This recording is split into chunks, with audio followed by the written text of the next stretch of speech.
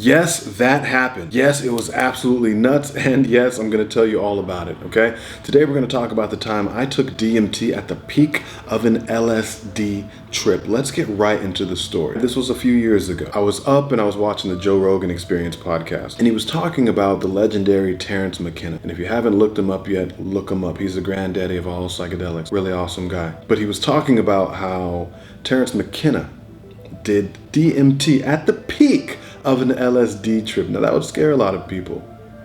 But when I heard him say that, I said, wait a second. I have DMT and LSD. I want to do that. So I did it. Yes. My good friend who had just left me a gallon Ziploc bag full of mini Oreos that had indiscriminate amounts of LSD dripped all over them. All over them. Some of the Oreos had like 2 tabs worth. Some of the Oreos had 3 or 4 tabs worth. And I would usually do like 5 or 6 of these Oreos at a time, minimum, just to really get a good sort of feel going, if you will. So I think on this trip, I took about 5 Oreos. I was in my apartment, took about 5 Oreos, kicked back, started watching some movies, waiting for it to kick in. Now this time I was gonna do DMT at my homeboy's house, so I call him up, hey man, I'm already high at this point. Hey man, hey man, you wanna do some DMT? I'm already on LSD, I wanna do some DMT when I come over to your place, you down? He's like, yeah, I'm down. All right, cool. So I hang up and I get back to watching my movies. Now I'm starting to feel the wave. Now, here's the thing that I have to say here. If you know LSD, you know it's a very flowy, wavy. I'd compare it to the water element. It's very flowy and wavy, and colors go beyond their boundaries, and your thoughts go beyond their boundaries. And it's a nice, beautiful, wavy, colorful experience, okay? I'm just about to hit my peak. So I hop on my bicycle, okay, and go riding to my friend's house. It was amazing. I was just riding my bike, just I think the Beach Boys were playing in my head or something. Just, that one Beach Boys song, pretty baby, whatever the song was. Anyway, I'm riding down. Down you take a hand.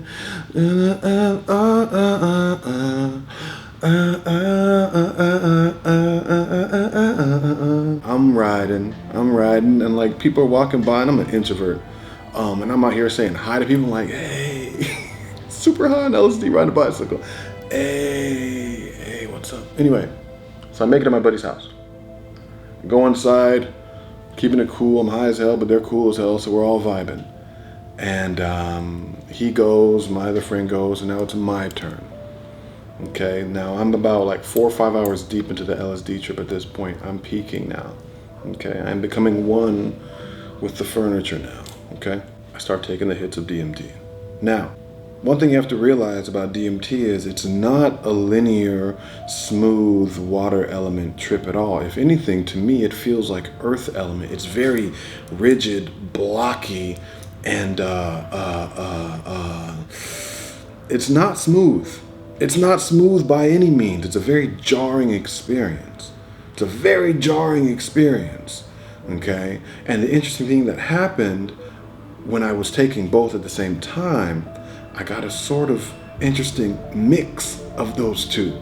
The watery sort of wavy lines mixed with the earthy, blocky rigidity, and it manifested itself in this trip. Let's get right into it, okay? You all know the story already, okay? 1 puff, vibrations, some warmth. I'm starting to hear the sound. 2nd puff, more and more and more vibrations. Okay, I'm starting to see the energetic representation, a sort of holograph of everything start to rise off of every surface. The vibrations are getting stronger. The sounds are getting louder. This is what it feels like, okay? It's really similar to the vibration that you feel just before leaving your body, about to go on astral projection, or the same vibrations you felt during sleep paralysis. Anyway, moving on. 3rd to hit, blue screen, I'm gone. Okay, now, typically on a DMT trip, just a regular straight DMT trip, you're blasted immediately to that world, and it's like, okay, you were here, Hello, Circus Land. What's going on? Hello, everybody. Nice to see you again. This was different. I was suspended in black space. Now, mind you, here in our 3D world, Kevin's sleeping. I'm passed out. I'm like that, okay? I'm like that, okay? In this moment, in the other realm, it is just me suspended in blackness. And I remember floating there, looking off in the distance.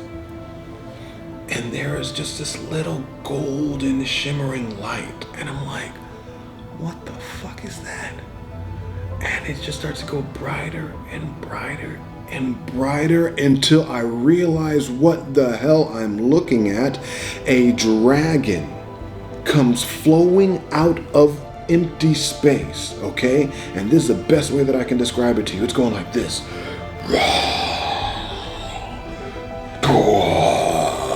Now, the head of this dragon is at least 400 feet tall. This thing is massive.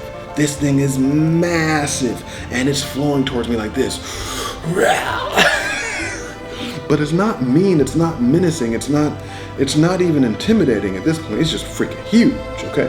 So this big ass dragon starts coming at it. Mind you, this dragon is remember I was talking about the difference between an LSD trip being wavy and linear and like radiant, and like a DMT trip being like rigid, jarring, and blocking? Well, those two textures came together in this trip to make this golden crystalline dragon, okay? So mind you, a majority of this dragon was pure crystal and glass, okay? But it was accentuated and plated in a bunch of different places with gold, okay? It was almost like it was outlined in gold, but mostly crystal. It was almost like a chandelier. We can call it the Chandelier Dragon. I don't know what you want to call it, but that's what it looked like. Now, mind you, here comes this Chandelier Dragon coming in like this. And it's not coming directly at me. It's coming over here because by the time it gets to my side, it's passing me.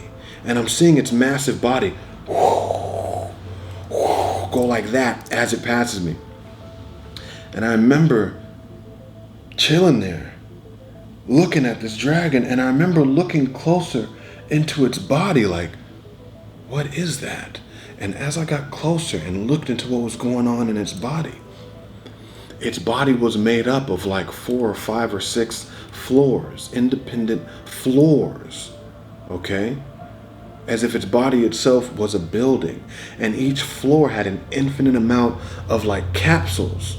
And in each capsule was a different animal species, each one that I had never seen before. And I'm sitting there looking like, what in the world? I'm seeing all sorts of weird like mammalian creatures, weird bird-like creatures, weird creatures that were like insects but bigger. I didn't know, jelly-looking things. I didn't know what I was looking at. Like I said, I don't know what I was looking at. But what I did realize is that the deeper I got into this trip, I began to get more uncomfortable because I was like, it feels like I've been here for way too long. It felt like I was just looking at this thing for 15 minutes, just like trying to see like what's going on in there, okay? Even in the suspended sort of time state of DMT, right? I could feel that I was there longer than I had been on other DMT trips. And then the worry started to come. Holy shit, am I gonna get stuck in this thing forever? I don't wanna get stuck like this. You know what I'm saying? I didn't want to get stuck.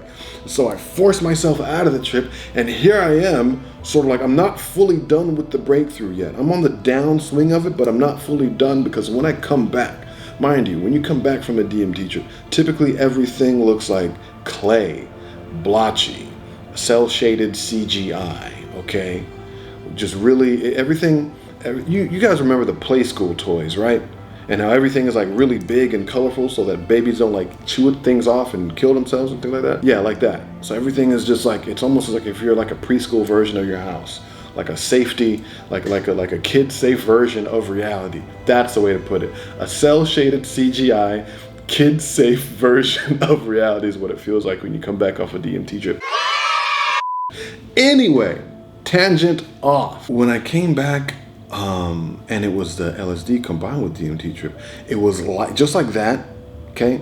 Kid-friendly version of reality, but everything was elongated and stretched out. So I'm looking at my apartment, not my apartment, but my friend's house, and it's looking like, and I'm looking at my hand, and my hand looks like it's the length of two hands, and my hand like this. It's like I have really long, lanky, clay, kid-safe fingers, and I'm like, and I'm imagining how I could look at that moment to my friends just sitting there looking, them not knowing I just met Hidora, right? That's what the dragon looked like. It looked a lot like Hidora from Godzilla, if you're familiar. But yeah, that was a wild trip. That was an extremely wild trip, and I'm glad I got to share it with you all. Real quick, in other news, listen to this. I've made a decision. I've made the decision to go boldly exploring the DMT worlds again. But this time it's going to be a little bit different. This time it's not out of sheer curiosity. Ooh, what's this? What's that? Let's go have some fun and just see what happens. No. This time I'm going with real question. My belief is that the astral plane is the commonality. That it's the same plane that you would go to now as you would 500 years ago, as you would 1,000 years ago. The plane is the same, and the plane is where the truth is. So what I'm going to do is I'm going to go with pointed questions. I'm going to meditate on the question first and hopefully keep it in mind as I transition to go to the other side. Ask different entities questions. Ask different entities questions. And then bring them back to you all and give you a nice little trip report, and maybe be the middleman for some of these entities, if you will. So if you have any questions or anything like that, or any suggestions of any videos you'd like to see when that eventually does happen, let me know in the comments. In addition to that, I have a couple more trip reports coming for you, okay? Unfortunately, there's not going to be any more DMT trip reports because those are all the stories that I had right here in the brain box. But what we are going to have is we're going to have the ayahuasca, well, the pharmahuasca, the ayahuasca, but in pill form, essentially, experience where I talk to my subconscious. And in addition to that, we are going to have the San Pedro, yes, the San Pedro trip report. I still got a lot of cactus left, so there's probably going to be 1 or 2 more trip reports after that. Also, I'm going to be giving you all my cannabis trip reports because I don't know anybody else, maybe one other person that I've talked to that experiences cannabis in the way that I do. Not to say that I'm anything special, because I don't wish this on anybody. I've collapsed through glass twice. I repeat, I've collapsed through glass and got cuts and been sent to the hospital twice.